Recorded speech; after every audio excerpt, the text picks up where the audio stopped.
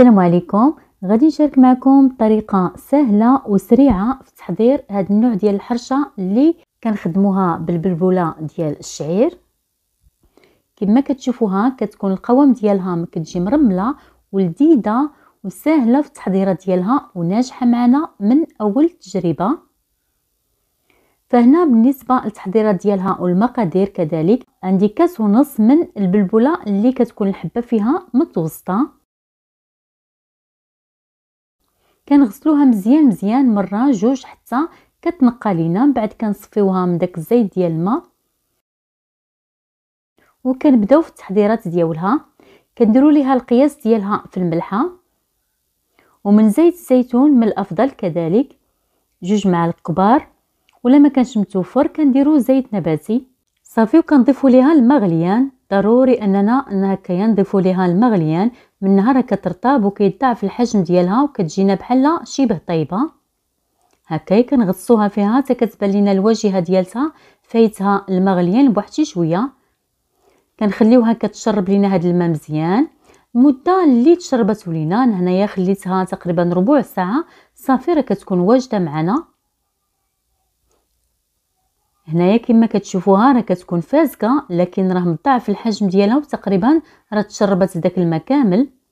غادي نضيفوا ليها ملعقه صغيره من خميره العجين كتكون مسوحه، ما نكثروش منها باش ما كتجيناش محمضه. كنطلقوها بواحد شي شويه ديال الماء ولا كنرميوها في الخليط وكنخلطوها مزيان.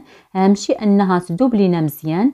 هنا كاضافه غادي ندير لها واحد شويه نتاع السكر، ملعقه صغيره، كيبقى اختياري. وباش كنجمعوا هذا الخليط هذا غادي نضيف ليها سميده رقيقه. كيف يمكن لينا نعوضوها بالدقيق ديال الفينو ولا دقيق الفرص اللي متواجد عندنا، لكن الا كانت متواجده السميده رقيقه كتجي مزيانه.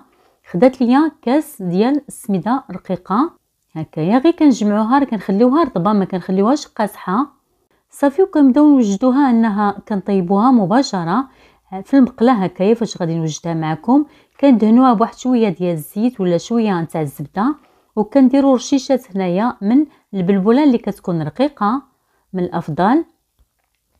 الا ما كانتش متواجده عندنا كنطحنوا غير هذه الطحنه تكون خفيفه حتى كتحصلوا على البلبوله اللي كتكون رقيقه صافي. وكان هكايا كنرشوها على المقله وكنحطوا العجين ديالنا وكنحاولوا نقرصوها مزيان وكنقادوا الشكل ديالها. من بعد ما حتى هكايا تنديروا رشيشات كذلك من هكايا البلبوله رقيقه في الواجهه ديالتها وصافي. وكنقادوها مزيان بالظهر نتاع المعلقه ولا بهذه نيت اللي كانت عندنا، هذه اللي كنقادو بها الحرشه، ولا غير المعلقه اللي على الظهر ديالها راه كنقضيو بها الغرض. كنقادوها مزيان وصافي.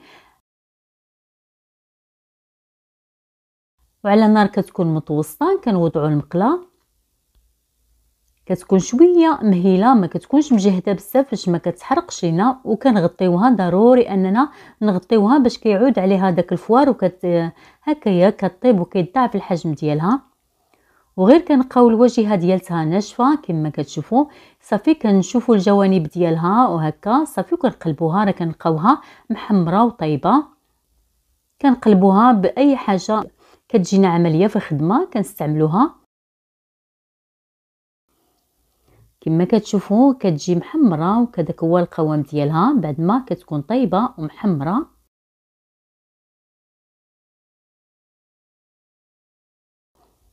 كنعاودوا ندهنوا المقله ديالتنا هذه المره غير بشويه نتاع الزيت صافي وكنرجعوها باش كتحمر. اما راها كتكون طيبه غير باش كتوحد لينا في اللون ديالها. ودائما على نار كتكون شي شويه متوسطه ما كتكونش مجهده باش ما كتحرقش لينا. راها دغيا تتوجد معنا. فهاد النوع ديال الحرشات راه كيكونوا عمليين في التحضيرات ديالهم، ساهلين، والنتيجه فيهم راه كتكون مزيانه وناجحه معنا من اول تجربه. كنستمروا هكايا في التقلب ديالها باش كتاخذ لينا اللون كامل موحد فيها. ومن بعد كنخليوها حتى كتبرد عاد كنقطعوها. هذا هو القوام ديالها من الداخل، راه كتجي مرمله ما كتكونش معجنه نهائيا، كتجي بنينه في المذاق ديالها صافي. وكنقدموها بطريقه اللي حبينا. اهم شيء انها راه كتكون عمليه وسهله ودغيا تتوجد معنا. ما نقطعوها شيء حتى كتبرد. بالصحه والراحه والى ملتقى اخر ان شاء الله. مع السلامه.